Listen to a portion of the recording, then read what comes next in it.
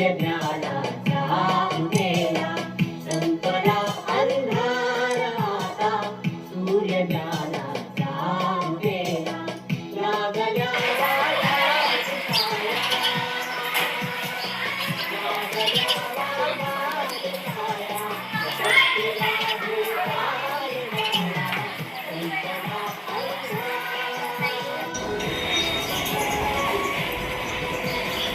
Sir, त्यानंतर इगतपुरी पंचायत समितीचे विषय तज्ञ माननीय मनोज झांद्रे सर आणि इगतपुरी तालुका विज्ञान अध्यापक संघाचे कार्यवाह माननीय कदम सर या ठिकाणी उपस्थित झालेले आहेत.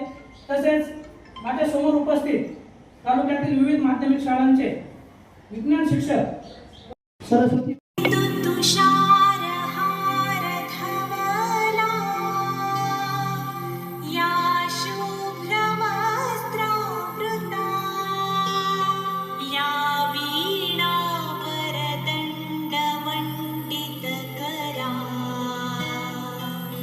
या श्वेत पद्मासना, या ब्रह्माच्युत शंकर प्रभृतिभिः देवै सदा वन्दिता.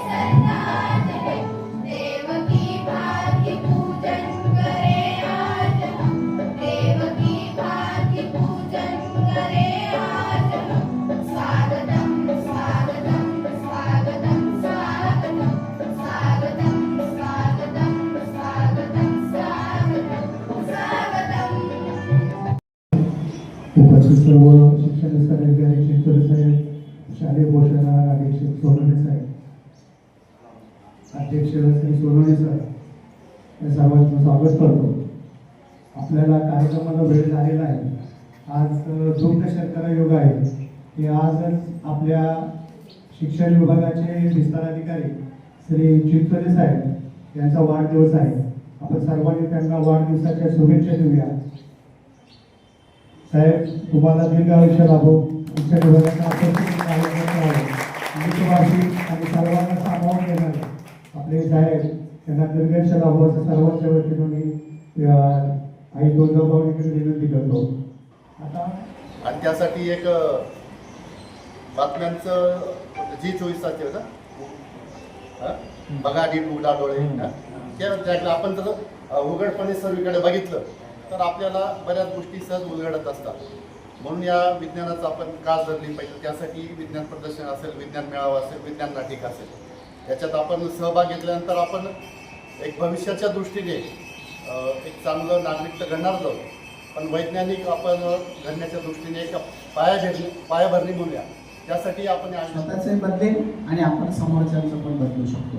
आणि हाच एक मुद्दा लक्षात घेऊन उपस्थित झालेल्या सर्व स्पर्धकांनी आपापल्या विषयाचं चांगल्या प्रकारे सादरीकरण करावं यासाठी मी विद्यालयाच्या वतीने आपल्या सर्वांच्या वतीने खूप खूप शुभेच्छा देतो. ऊर्जा म्हणजे नेमकं काय? ऊर्जा म्हणजे आपण सकाळी उठल्यापासून संध्याकाळपर्यंत आपण जे मोबाईल वापर वाढतील व बॅटरीवरच्या गाड्या जास्त वाढत झाल्याने प्रदूषण कमी होईल व गाड्या आपल्याला 10% जास्त होईल. कोळशावर चालले अचानक कोळसा बंद झाल्या देशात अंधार होऊ शकतो. यामुळे जुन्या ऊर्जा स्रोतांकडून नवीन ऊर्जा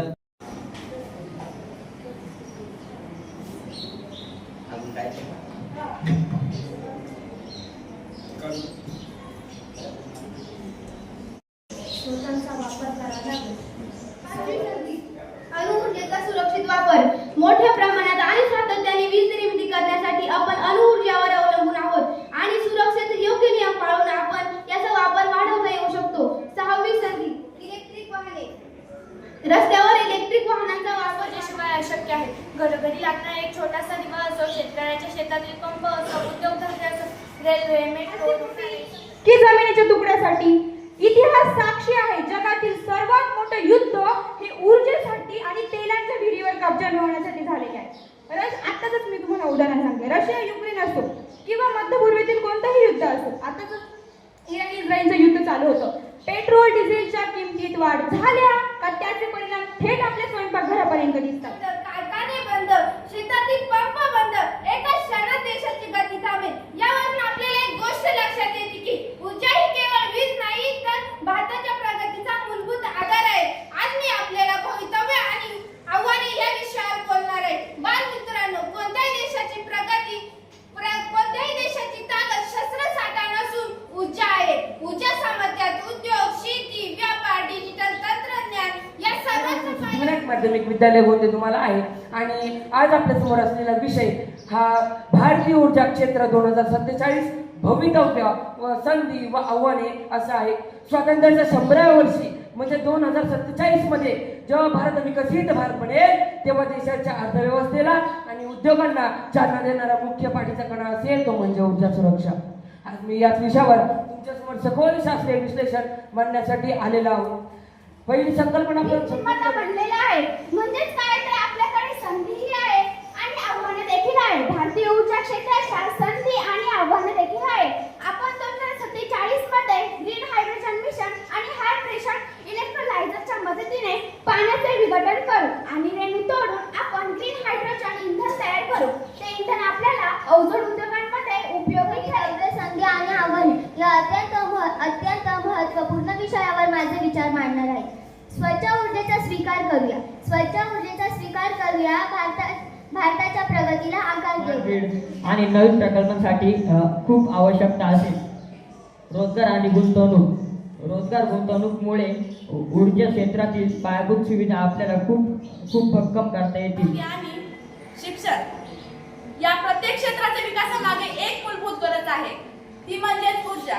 म्हणून असे म्हटले जाते, ऊर्जा ही केवळ विकासाची गरज नाही. म्हणून असे म्हटले जाते, ऊर्जा ही केवळ विकासाची गरज नाही. पाया ऊर्जेवर उभा आहे. सध्या भारत हा जगातील सर्वाधिक ऊर्जा वापरणाऱ्या देशांपैकी एक आहे. वाढती लोकसंख्या, औद्योगिकरण यामुळे पुढील 2 दशकांत ऊर्जेची मागणी मोठ्या प्रमाणावर वाढणार आहे. त्यामुळे स्वच्छ आणि शाश्वत ऊर्जा निर्माण करणे ही काळाची गरज आहे.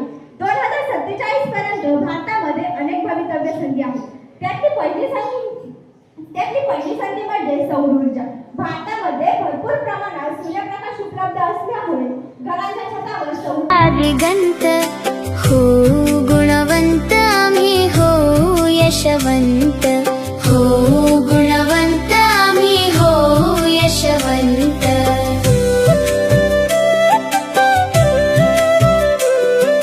सत्य आणि मंगल जे अंतरात ठेवू, दुःखितांच्या वेदनेचा जरा भार घेऊ, दुःखितांच्या वेदने. 4 क्रमांक या ठिकाणी काढलेले आहे. खरे तर 3च आहे, परंतु तृतीय क्रमांक आपण 2 जणांना समान गुण असल्यामुळे देण्यात आलेला आहे. मी प्रथमतः तृतीय क्रमांक वाचतो. तृतीय क्रमांक आलेला आहे कुमारी. आम्ही हो, यशवंत हो, गुणवंत आम्ही हो, यशवंत.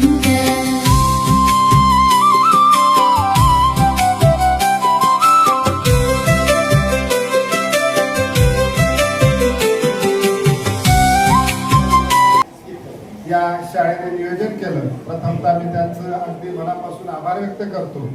सोबतच गांगुर्डे सर आणि त्यांची टीम अगदी मनापासून पूर्ण वेळ देऊन या ठिकाणी थांबून काही अडचणी असतील त्या सोडून एवढं अनमोल असं सहकार्य केलं. प्रथमतः त्यांच्यासाठी स्काउट क्लॅप व्हायला पाहिजे. त्याचबरोबर विज्ञान अध्यापक संघ आणि पंचायत समिती गतपुर यांच्या संयुक्त विद्यमाने जो कार्यक्रम या ठिकाणी येतो आणि या ठिकाणी साहेबांची परवानगी घेऊन आजचा हा कार्यक्रम या ठिकाणी संपन्न झाला असं मी या ठिकाणी घोषित करतो. फक्त एक सूचना आम्ही हो, यशवंत.